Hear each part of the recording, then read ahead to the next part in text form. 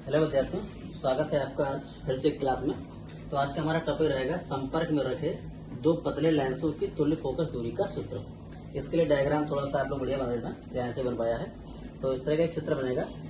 तो थ्योरी क्या रहेगी इसकी, माना तो पतले उत्तल लेंस L1 और L2 हैं। माना तो पतले उत्तल लेंस L1 और L2 हैं जो वायु में एक दूसरे के संपर्क में रखे हैं, ठीक है। और जिनकी फोकस दूरियां F1 और F2 हैं। मान लो पहले की फोकस दूरी कितनी है, F1 है, और दूसरे की फोकस दूरी कितनी है, F2 है। तो माना तो पतले उत्तल लेंस L1 और L2 हैं, इनकी फोकस दूरियां F1 और F2 हैं, वायु में एक दूसरे के संपर्क में रखे हैं। जिनकी मुख्य अक्ष पर, इस लाइन को क्या कहते हैं, इस लाइन को कहते हैं मुख्य अक्ष। जिनकी मुख्य अक्ष पर कोई वस्तु हो, वो कौन चीज होता है, ऑब्जेक्ट यानी कि वस्तु। जिनकी मुख्य अक्ष पर कोई वस्तु हो, लेंस L1 से U दूरी पर रखी है, ठीक है। और जिसका प्रतिबिंब यानी वस्तु O का प्रतिबिंब I डैश L1 से B डैश दूरी पर बनता है। कहाँ बनता है, L1 से B डैश दूरी पर बनता है। एक बात ध्यान रखनी है, जहां से वस्तु के आकार को नापते हैं, प्रतिबिंब को भी वहीं से नापते हैं, ठीक है। तो यहाँ तो कोई दिक्कत नहीं। और ये बात तब की है जब लेंस L2 नहीं है, ठीक है। एक बार फिर देख लेते हैं। माना तो पतले उत्तल लेंस L1 और L2 हैं, जिनकी फोकस दूरियां F1 और F2 हैं, वायु में एक दूसरे के संपर्क में रखे हैं। जिनकी मुख्य अक्ष पर कोई वस्तु O L1 से U दूरी पर रखी है, और जिसका प्रतिबिंब I डैश L1 से B डैश दूरी पर बनता है, तब लेंस के सूत्र से फार्मूला आपको पता ही होगा। फार्मूला होता है 1/V minus 1/U equal to 1/F। ये पढ़ा होगा। अब हमारे पास B नहीं है, हमारे पास क्या है, हमारे पास है V डैश। U तो है, F नहीं है। पहले पृष्ठ की बात करेंगे, पहले लेंस की बात करेंगे तो फोकस दूरी कितनी है, F1 है। ये बन गया आपका, मान लिया जाए समीकरण नंबर 1। अब हम बात करेंगे, अगर मान लिया जाए कि जो हमारा वस्तु था O, उसका प्रतिबिंब कौन सा था, I डैश था। तो ये L2 के लिए, ये जो I डैश है, ये L2 दूसरे वाले लेंस के लिए आवासीय वस्तु का कार्य करता है। तो आवासीय वस्तु का कार्य करता है जिसका प्रतिबिंब यानी कि I डैश जो आवासीय वस्तु का कार्य करता है, जिसका प्रतिबिंब I L2 से V दूरी पर बनता है, ठीक है। बात करते हैं तो फार्मूला क्या बनेगा, 1/V माइनस का 1/U इक्वल टू 1/F होता है। तो अब हमारे पास दूसरे पृष्ठ के लिए F की 1 की जगह कितना हो जाएगा, F2 हो जाएगा। V की बात करेंगे तो हाँ V तो है, और जहां पर U था उसका काम कौन कर रहा है, V डैश कर रहा है। तो इस U की जगह क्या लिखेंगे, वस्तु की दूरी को V डैश लिखेंगे। ये बन गया हमारा समीकरण नंबर 2। अब हम क्या करेंगे, समीकरण 1 और 2 को जोड़ दीजिए। तो समीकरण 1 और प्लस 2 से, 1 2 से क्या, देखो ध्यान से, LHS जोड़ेंगे और RHS में RHS जोड़ेंगे। तो ये दोनों पक्ष एक साथ जुड़ जाएंगे, वो दोनों पक्ष एक साथ जुड़ जाएंगे। तो ये बना आपका 1/V डैश माइनस का 1/U प्लस, बोलिए 1/V माइनस का 1/V dash equal to 1/F1 और प्लस 1/F2। यहाँ तक शायद कोई प्रॉब्लम नहीं है। अब देखिएगा, एक पक्ष पूरा प्लस का, एक टर्म का है माइनस का, ये दोनों क्या हुए आपस में कैंसिल हो गए।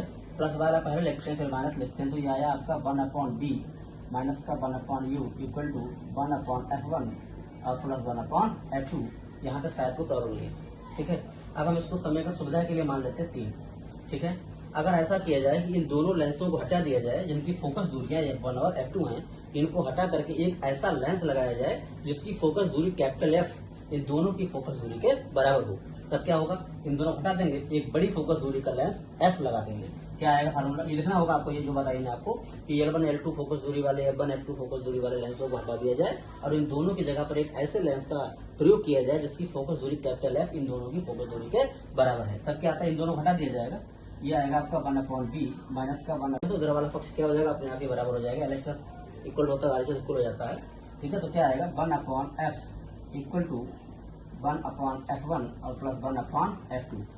ये महत्वपूर्ण फार्मूला को ध्यान रखना है, शायद यहाँ तक किसी को प्रॉब्लम नहीं, ठीक है। अब क्या हो सकता है, अब इसकी 3 कंडीशन बन सकती हैं। फोकस दूरी निकालेंगे पहले, फिर 3 कंडीशनों की बात करेंगे। यहाँ से हम उसको लासा ले लेंगे, एलसीएम ले लेंगे। ये फार्मूला बनेगा F1 F2 इतने गुना हो जाएगा F2 into F1 plus F1, sorry F1 F2 F2 F1, किसकी वैल्यू हुई 1/F2। अगर केवल F निकाला तो क्या आएगा, केवल F निकालेंगे तो पलट जाएगा, ये हो जाएगा F1 F2 अपॉन F1 और प्लस F2। यहाँ तक कोई प्रॉब्लम नहीं है, ठीक है। प्लस में हम किसी को पहले लिख सकते हैं, चाहे F1 पहले लिखो चाहे F2 पहले लिखो, कोई दिक्कत नहीं है। अब 3 कंडीशन बन जाएंगे इसकी। कंडीशन कौन कौन सी है, हो सकता है दोनों लेंस उत्तल हो, हो सकते हैं दोनों लेंस अवतल हो सकता है एक उत्तल हो और एक अवतल हो। चित्र हटा देते हैं, इसको सॉल्व करते हैं। तो तीनों कंडीशन की बात करेंगे, case first, case second, case third डाल करके। केस फर्स्ट यानी कि स्थिति फर्स्ट। केस फर्स्ट क्या है कि जब दोनों लेंस उत्तल हैं, जब दोनों लेंस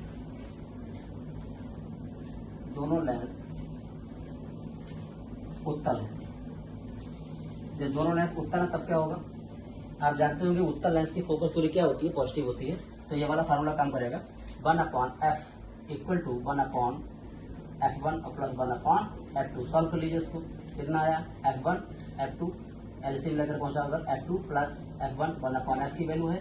केवल f निकालेंगे कितना हो जाएगा f1 f2 upon f1 plus f2। तो अभी जो सॉल्व किया वही आ गया, कोई दिक्कत नहीं है। सेकंड कंडीशन में क्या करेंगे कि जब दोनों मान लीजिए कैसे हैं, अवतल लेंस हैं।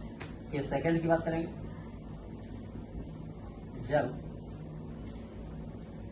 दोनों लेंस अवतल हैं,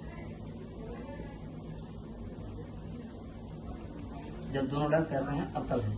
तो आप जानते हो कि अवतल लेंस की फोकस दूरी क्या होती है, नेगेटिव होती है। तो फार्मूला क्या बनाएगा, 1/f equal to 1/f1 minus का प्लस 1/f2 का होगा माइनस का।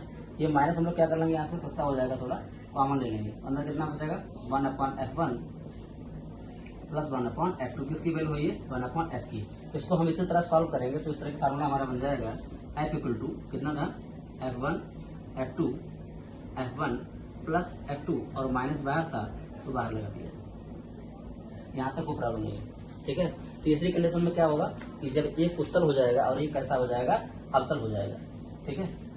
देखते हैं तीसरी कंडीशन में क्या होगा, जब एक लेंस उत्तल होगा दूसरा कैसा हो जाएगा, अवतल हो जाएगा। लिखना होगा हमको, केस थर्ड,